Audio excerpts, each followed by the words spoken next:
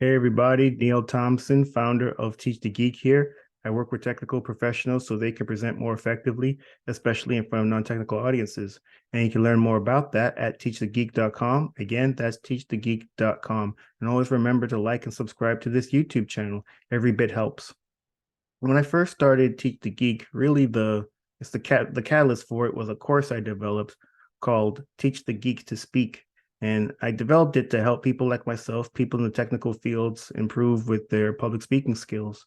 And when I put it out, and when I developed it and put it out, I wasn't really thinking about how to sell it, how to market it, that type of thing. I just knew that public speaking was something that I struggled with. And I figured when I saw that the other engineers that I worked with weren't all that much better at it than I was. So there certainly must be a market for such a course. If I had to do it all over again, there's a bunch of things I would have done differently. The first thing would be to validate the actual idea.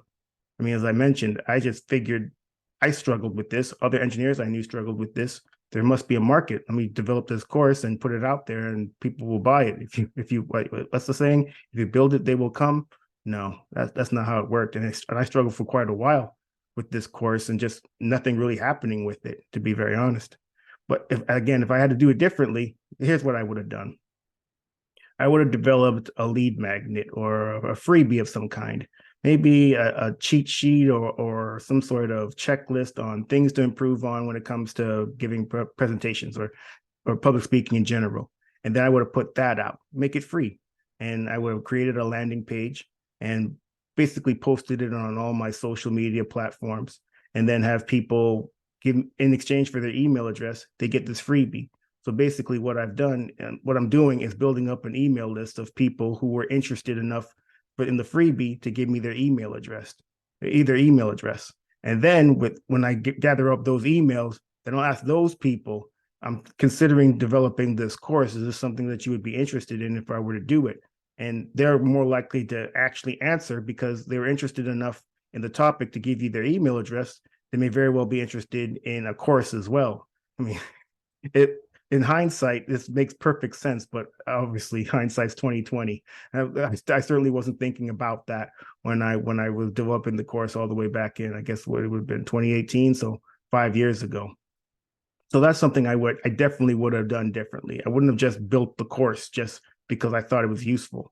I would have built out, I would have created an email, I would have created a freebie, a lead magnet. I would have then created a landing page so that people could access it through my social media platforms. I just post a link to it.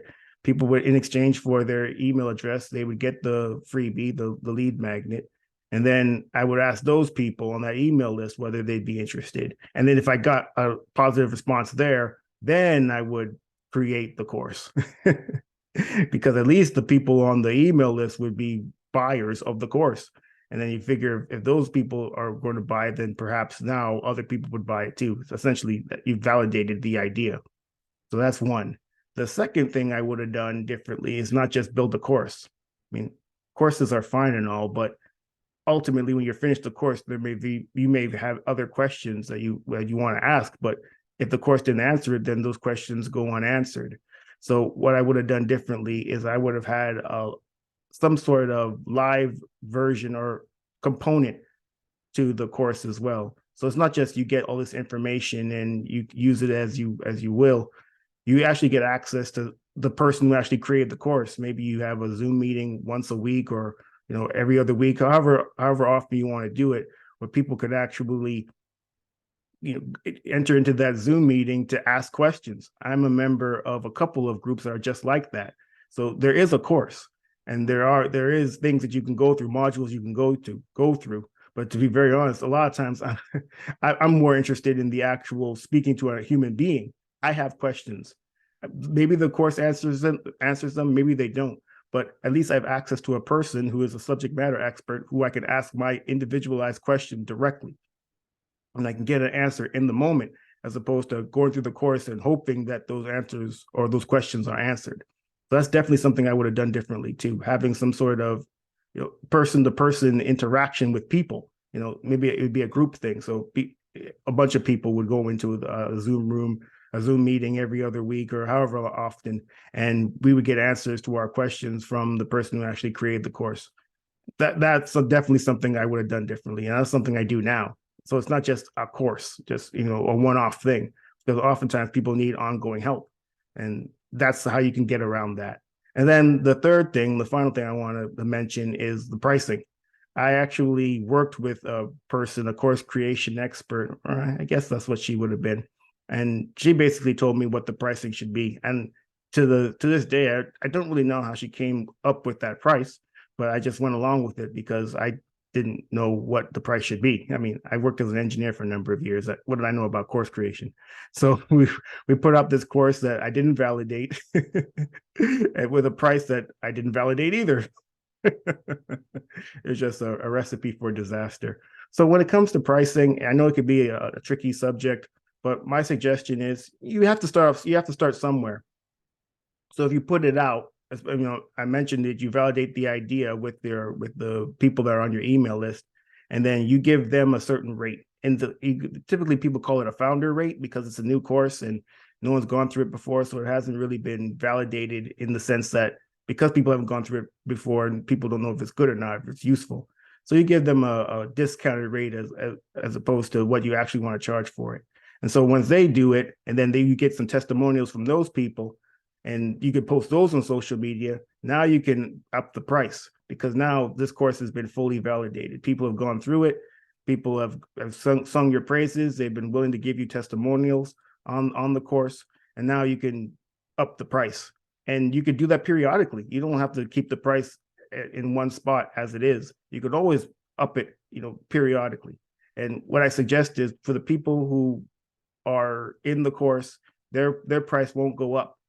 You grandfather them in, so anybody who comes in afterwards, they are paying the new price. That's if you go on a membership model anyway. If people are paying month to month, but if it's just a one-off course and there's an option for a few sessions with the Zoom meetings, then the price goes up as you get more validation from people actually taking the course. So who knows what the price ends up being at the end of the day, but ultimately, I mean, at some point you may cap out as to what the price for the course is, because people will pay as much as they're willing to pay. So you may start off at, let's just say, $99, and then it may go up to $197, then $297, whatever it is.